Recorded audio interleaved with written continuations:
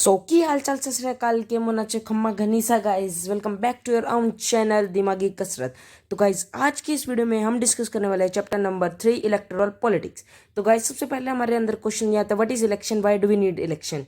तो गाइस हम पढ़ेंगे contents, election, why elections, what makes election democratic, is it good to have a political competition, what is our system of election, what makes election democratic in India. Conclusion. तो what is election? Election ये mechanism होता है जिसके अंदर people choose करता है अपने representative cast करके वोट। अगर उनको चेंज करना चाहते चेंज कर सकते हैं 5 साल बाद। तो गाइस ये एग्जांपल है 1987, जिसमें चौधरी देवीलाल जी कहते हैं कि अगर उनको वो जिताते हैं तो वो लोन को है ख़त्म कर देंगे, बिल्कुल जो भी लोन ले रखे हैं सबको मुक्त कर देंगे। तो गाइस इसके बाद उनको 90 सीट्स मिलती है हरियाणा असेंबली में और उसके बाद वो जी जाते हैं।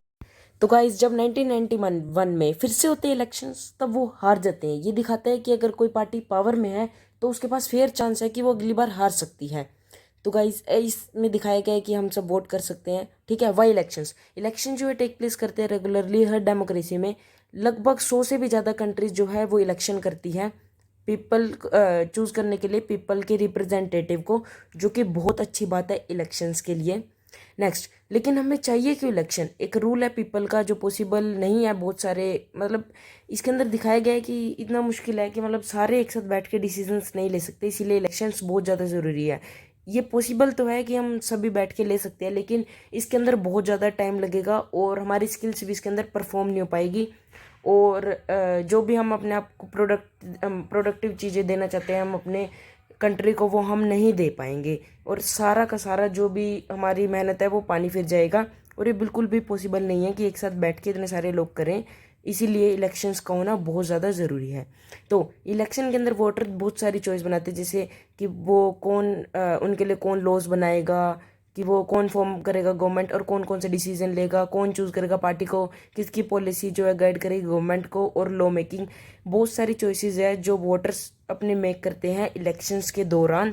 अब हम पढ़ेंगे व्हाट मेक्स इलेक्शन डेमोक्रेटिक। तो first, everyone should be able to choose, सबके पास चूज करने के लिए कुछ होना चाहिए, सभी के पास 1 वोट, एवरी वोट के पास इक्वल वैल्यू होनी चाहिए। सेकंड, कुछ होना चाहिए चूज करने के लिए, पार्टीज और कैंडिडेट्स शुड बी फ्री, वो फ्री होने चाहिए कंटेस्ट करने के लिए इलेक्शन, और वो ऑफर कर सके रियल चॉइस वोटर्स को। तो इसका नेक्स्ट पॉइंट पढ़ते हैं। नेक्स्ट है कि चॉइस जो है फॉर होनी चाहिए रेगुलर इंटरवल्स पे, इलेक्शन जो होल्ड होने चाहिए रेगुलरली 5 साल बाद।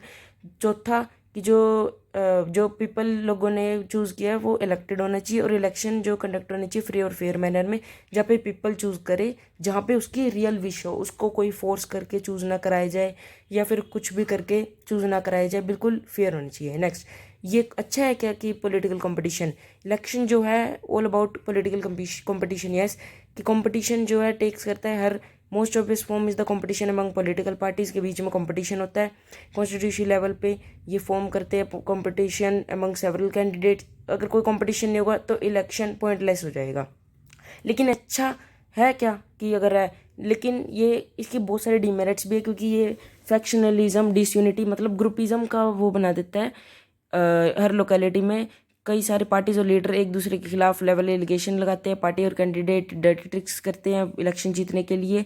कुछ लोग कहते हैं कि क्या कहते हैं, सम पीपल जो भी अच्छे काम करना चाहते हैं अपनी कंट्री के लिए, लेकिन वो इसके अंदर आते नहीं हैं बिकॉज पॉलिटिकल कंपटीशन के चलते हुए।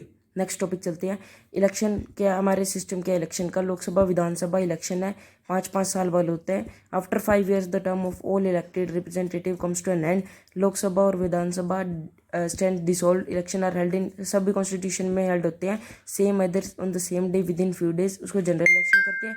कई बार इलेक्शन जो होते हैं वैकेंसी को फिल करने के लिए होते हैं, अगर किसी मेंबर की डेथ हो जाती है या वो रिज़ाइन दे देता है तो जो इलेक्शंस होते हैं एक कॉन्स्टिट्यूएंसी में उसे क्या कहते हैं, बाई इलेक्शन।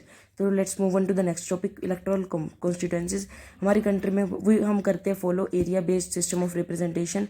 कंट्री जो डिवाइड होती है कई एरियाज में इलेक्शन के पर्पज़ के लिए, उसी को इलेक्टोरल कॉन्स्टिट्यूएंसीज कहते हैं। Voters who live in area, जो वोटर रहते हैं एरिया के अंदर, वो अपना एक रिप्रेजेंटेटिव को इलेक्ट करते हैं। नेक्स्ट, हमारी लोकसभा के लिए कंट्री जो डिवाइड होते हैं 543 कॉन्स्टिट्यूएंसी में, जो रिप्रेजेंटेटिव हर कॉन्स्टिट्यूएंसी से इलेक्ट होता है उसे कहते हैं एमपी यानी मेंबर ऑफ पार्लियामेंट। इसका फीचर है कि डेमोक्रेटिक इलेक्शन, कि सभी इक्वल हैं, सभी के पास इक्वल वैल्यू है वोट के पास, इसलिए हमारा constitution require each constitution should have रिफली equal position. Similarly each state, सभी स्टेट को डिवाइड किया गया स्पेसिफिक नंबर असेंबली कॉन्स्टिट्यूशन में, कॉन्स्टिट्यूएंसीज में। इस केस में इलेक्टेड रिप्रेजेंटेटिव जो होते हैं उसको कहते हैं एमएलए। हर पार्लियामेंट्री कॉन्स्टिट्यूंसी जो होती है several assembly constituencies, same principle जो अप्लाई होता है पंचायत और म्यूनसिपल इलेक्शन के लिए। जो विलेज और टाउन डिवाइड होता है उसी के लिए ग्राम पंचायत के इलेक्शंस होते हैं। कई बार इन कॉन्स्टिट्यूएंसीज को काउंट किया जाता है कॉन्स्टिट्यूएंसी की तरह। तब हम कहते हैं कि जैसे लोकदल जीती थी 60 सीट्स इन हरियाणा, इसका मतलब है कैंडिडेट्स और लोकदल ने 60 असेंबली कॉन्स्टिट्यूएंसीज किए स्टेट के अंदर, और तभी उनके 60 एमएलएज हैं स्टेट असेंबली के अंदर।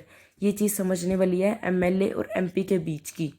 इसलिए गाइस हम चलते हैं, let's move on to the next topic. और नेक्स्ट टॉपिक जो है हमारे सामने आता है रिजर्व्ड कॉन्स्टिट्यूएंसीज।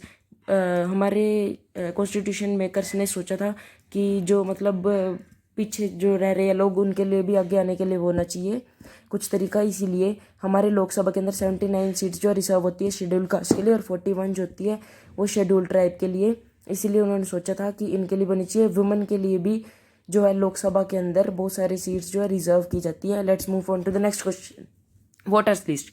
हमारे डेमोक्रेटिक इलेक्शन में लिस्ट ऐसे लोगों की जो एलिजिबल होते हैं वोट के लिए, वो पहले से ही कुछ तैयार हो जाती है, सभी को दे दी जाती है। उसी को कहते हैं इलेक्टोरल रोल, और कॉमनली उसे कहा जाता है वोटर्स लिस्ट। ये इंपॉर्टेंट स्टेप होता है जो लिंक करता है फर्स्ट कंडीशन डेमोक्रेटिक इलेक्शन, जहाँ पे सभी के पास इक्वल अपॉर्चुनिटी होती है उनके रिप्रेजेंटेटिव को चूज करने के लिए। So let's move on to the next topic. Next topic है नॉमिनेशन। जो भी नॉमिनेट मतलब अपने आप को इलेक्शन में लाना चाहता है वो एक फॉर्म फिल करता है, और सिक्योरिटी डिपॉजिट पैसे उसको देने पड़ते हैं।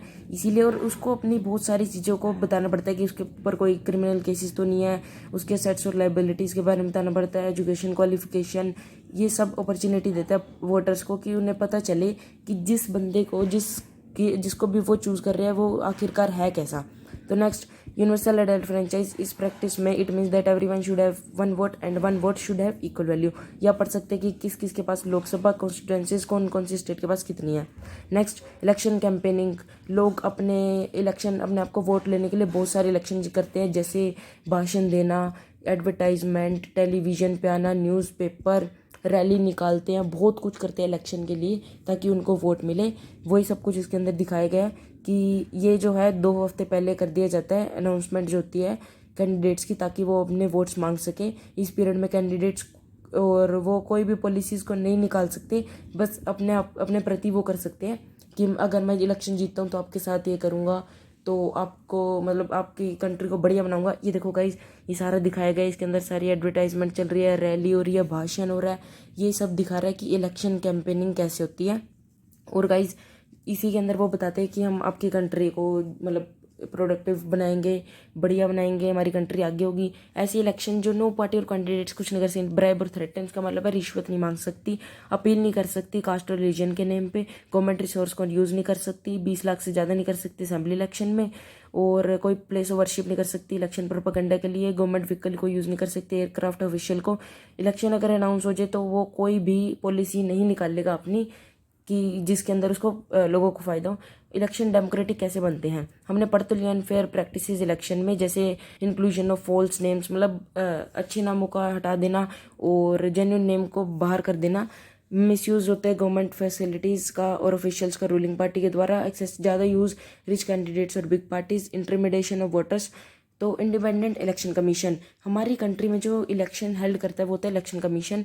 तो इलेक्शन जो है every aspect of conduct and control ये इम्प्लीमेंट करता है कोड ऑफ कंडक्ट। इलेक्शन के दौरान अगर ये ऑर्डर करता है गवर्नमेंट को फॉलो करने के लिए तो उसको उसकी चीज़ें फॉलो की जाएगी। जब इलेक्शन ड्यूटी पे होता है तो गवर्नमेंट ऑफिशियल भी उसके अंदर वर्क करते हैं। Challenges to free and fair election, इसके अंदर होता है कि फ्री एंड फेयर इलेक्शन के द्वारा चैलेंज कौन कौन से है।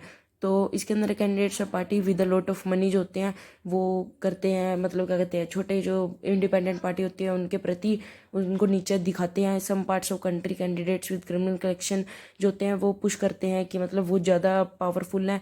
कई फैमिली स्टैंड करती है डोमिनेट पार्टिकल अपनी पार्टी को ही, मतलब अपनी फैमिली को ही पार्टी टिकट मिलता है। कुछ इलेक्शन जो है बहुत छोटी छोटी चॉइस प्रोवाइड करते हैं सिटीजन्स को। स्मॉल पार्टी एंड इंडिपेंडेंट सफ़र करती है डिसएडवांटेज बिगर पार्टीज़ के दौरान। ये गाइज बता रहा है कि इंडिया जो है वर्ल्ड लार्जेस्ट डेमोक्रेसी, वोट्स आते हैं, रिजल्ट गाइज जब पोलिंग खत्म हो जाती है तो ईवीएम्स को जो है सील कर दिया जाता है और सिक्योर प्लेस पे भेज दिया जाता है।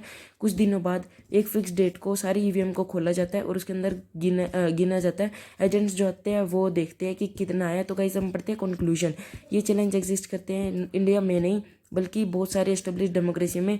ये डीपर इशू है, area matter of concern for those who believe, जो बिलीव करते हैं डेमोक्रेसी में। इसीलिए citizen social activities and organisation जो डिमांड करते हैं रिफॉर्म्स इलेक्टोरल सिस्टम में।